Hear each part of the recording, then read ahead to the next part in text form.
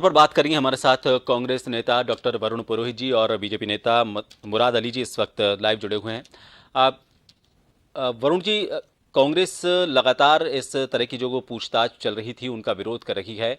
आज भी इस कार्रवाई का विरोध किया गया है। बीजेपी के नेता हैं अनुराग ठाकुर, केंद्रीय मंत्री भी हैं। उनका यह कहना है कि कार्रवाइयां होती रहती हैं, आरोप लगते रहते हैं और इन कार्रवाइयों का अगर किसी तरह से कोई विरोध किया जाता है तो दाल में काला नजर आता है। अगर सब कुछ पाक साफ है तो फिर विरोध क्यों किया जा रहा है? सब कुछ साफ हो जाएगा, डरने की कहां जरूरत है?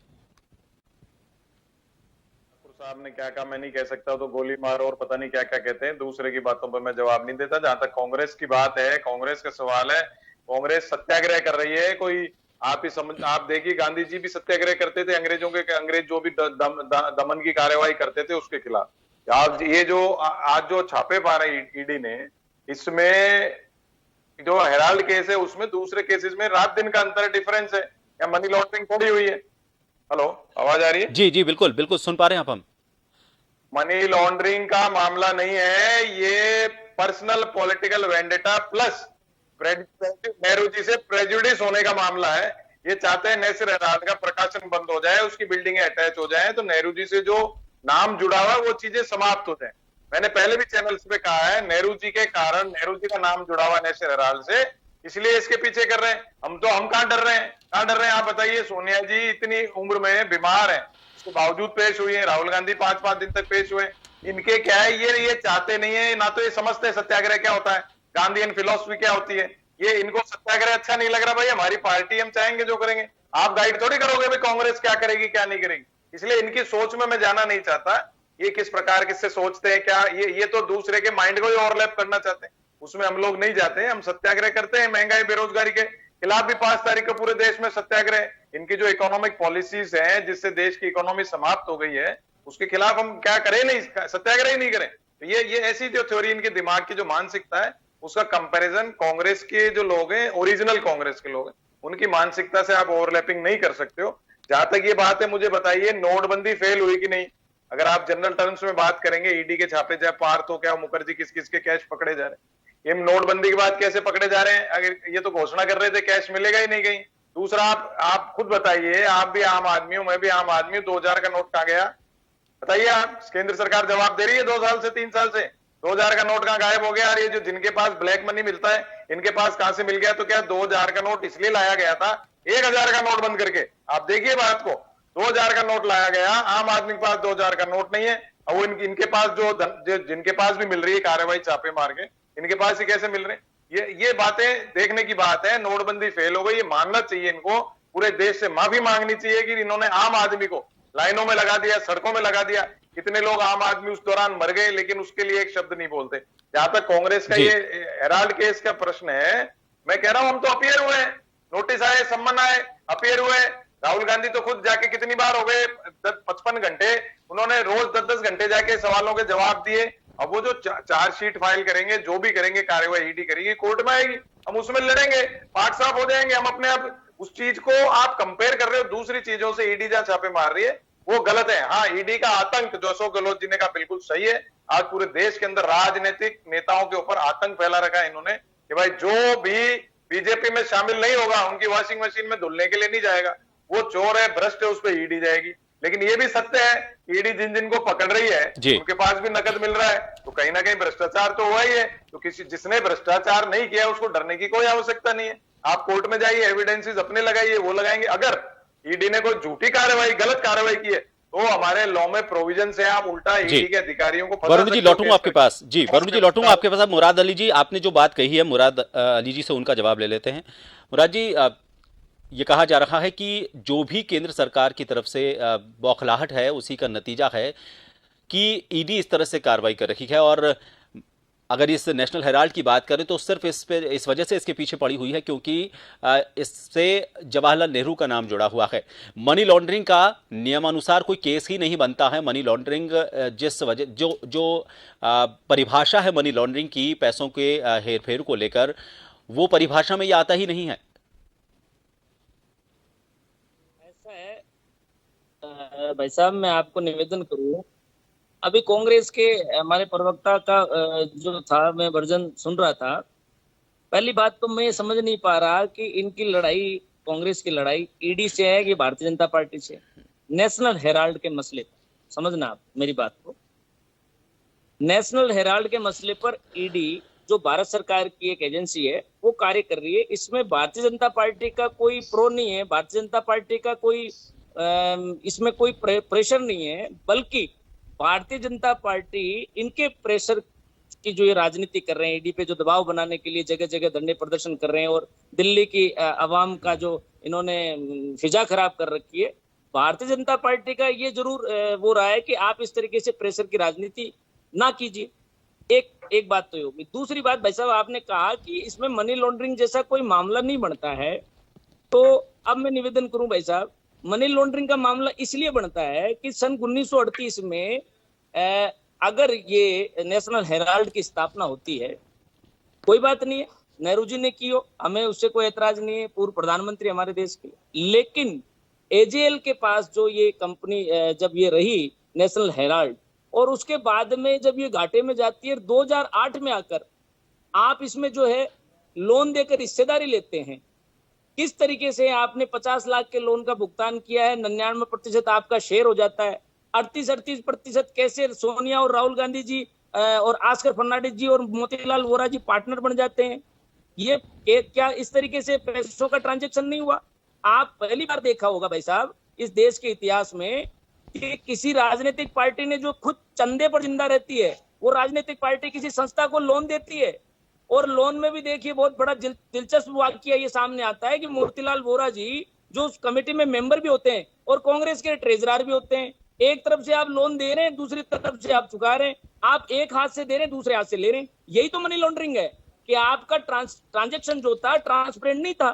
तो इस बात पे कि ये सवाल उठाना कि ईडी का मामला बनता नहीं है, देखिए इन्होंने तो अभी रीट के घोटाले में भी ये कहा कि ईडी का मामला ही नहीं बनता है। इन्होंने एक डायलॉग जो है इसको बड़ा सार्वजनिक कर लिया कि ईडी कोई भी कार्रवाई करेगी तो हम ये कहेंगे ईडी का मामला नहीं बनता है। 71 लाख रुपए इनकी एसओजी जब्त करती है, राजस्थान की स्टेट एजेंसी जब्त करती है 71 लाख रुपए, करोड़ों रुपए का ट्रांजेक्शन होता है, पेपर बेचे जाते हैं और वहां ईडी एंट्री नहीं करे। ऐसा क्यों?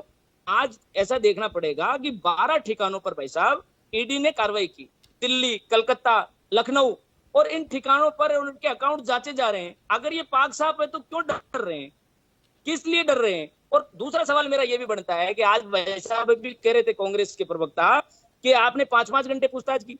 अब भाई साहब अगर ईडी पूछताछ नहीं करती, डायरेक्ट गिरफ्तार कर लेती, तो कांग्रेस अभी पूरे देश में हल्ला मचा रही होती कि बिना जांच बिना सुनवाई का अवसर दिए बिना हमारे को गिरफ्तार कर लिया। तो मेरा ये कहना है कि प्रक्रिया के तहत ईडी अगर इनको पूरा मौका दे रही है अपनी बात रखने का, आप अपने उसमें एविडेंस में साबित कर सकते हैं कि आप जांच में सहयोग कर सकते हैं, जांच में आप जांच को प्रभावित करने का प्रयास नहीं करें, जांच को पूरा सहयोग करें, और उसके बाद अगर कोई मामला नहीं बनता है तो ईडी जबरदस्ती थोड़ी ना गिरफ्तार कर लेगी। तो इनका आरोप जो लगाया कांग्रेस के प्रवक्ता ने, मैं इस आरोप को पूरे सिरे से खारिज करता हूँ। भारतीय जनता पार्टी का सिर्फ इतना सा रोल रहा है इसमें कि सुब्रमण्यम स्वामी जी ने इसमें एफआईआर दर्ज कराई, बस इसके बाद से इनका ध्यान भारतीय जनता पार्टी पर गया है। और देखिए भ्रष्टाचार के खिलाफ कोई भी एफआईआर दर्ज करा सकता है, इसमें ऐसा नहीं है, भारत के संविधान में ये एनी पर्सन लिखा हुआ है, कोई भी व्यक्ति जो है वो एक प्रथम सूचना रिपोर्ट दर्ज करा सकता है। जी भाई साहब। चलिए मुराद जी, श्याम सुंदर शर्मा जी वरिष्ठ पत्रकार, वो भी हमारे साथ जुड़ गए हैं। श्याम जी, पिछले कुछ दिनों में ईडी की कार्रवाइयों में जो तेजी आई है, और ये बार बार ये भी आरोप लगते हैं बीजेपी पर, खासतौर पर ये आरोप लगते हैं केंद्र सरकार पर कि टाइमिंग, और दूसरा टारगेटेड ऐसे कि जो भी विपक्ष में है जिस पर कार्रवाई होती है, उनका यह कहना है कि जो भी केंद्र सरकार के खिलाफ आवाज उठाता है अगले 2 से 4 दिन में उन पर कार्रवाई हो जाती है। आज राहुल गांधी ने भी ये ट्वीट करते हुए लिखा है कि तानाशाह परेशान हो गया है, और यानी कि ईडी की कार्रवाई शुरू हो गई है।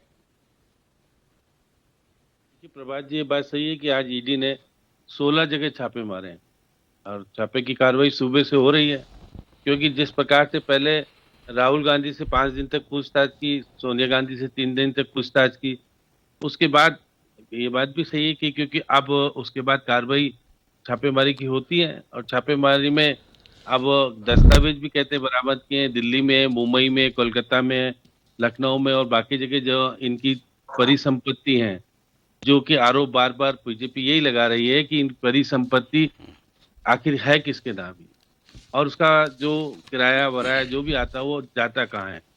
तो और ये भी बात सही है कि आने वाले समय में राहुल गांधी को राष्ट्रीय अध्यक्ष बनाना चाहते हैं, और अभी मौजूदा स्थिति में सोनिया गांधी राष्ट्रीय अध्यक्ष हैं।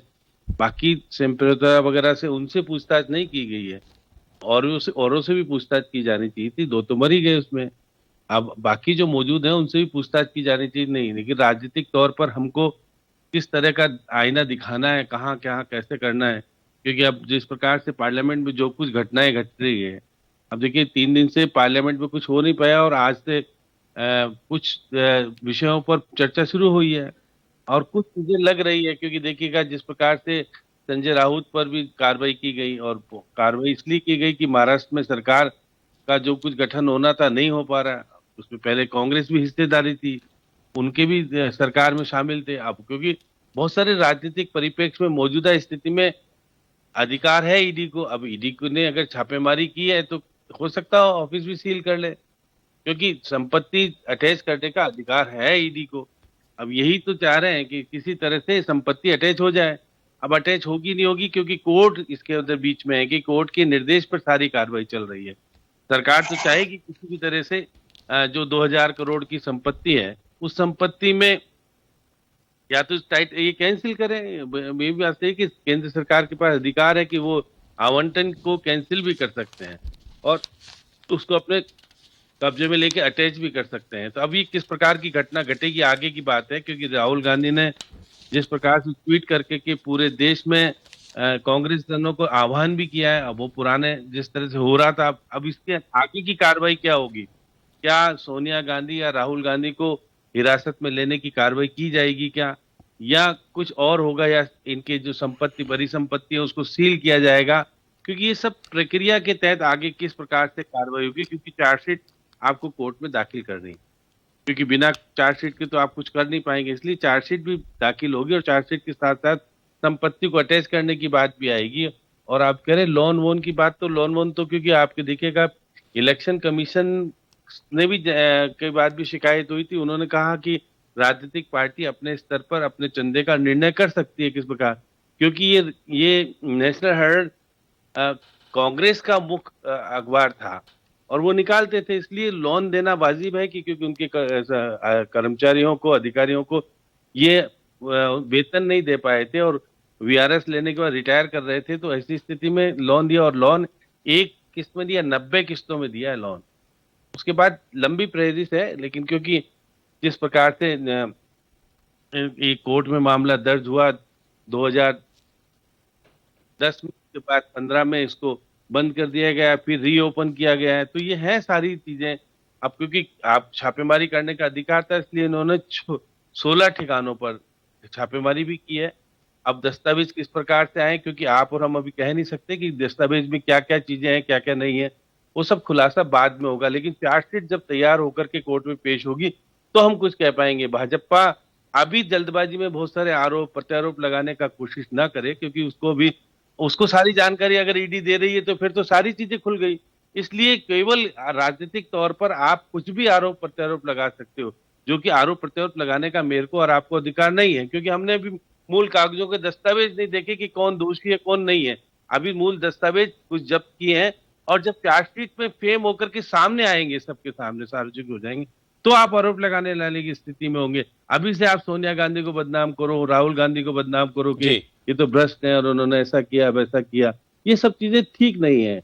आरोप बाद में सिद्ध हो जाता है, क्योंकि ये भी बात है कि जमानत में रिहा है, वो अभी जमानत है, और अगर वो कुछ भी करते हैं तो उनकी जमानत जब्त हो जाएगी, तो हो जाएगा।